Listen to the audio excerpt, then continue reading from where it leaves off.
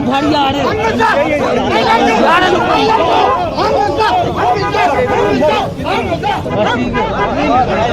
ठीक है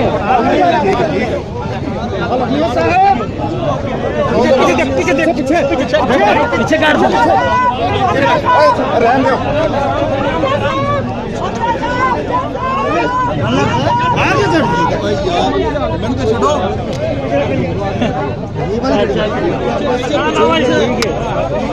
चला गया ठीक है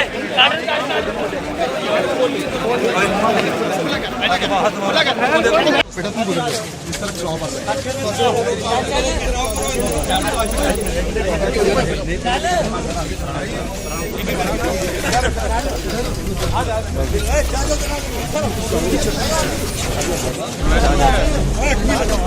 ठीक है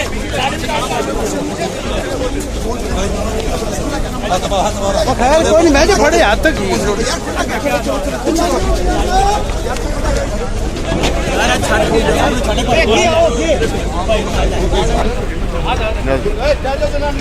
ठीक है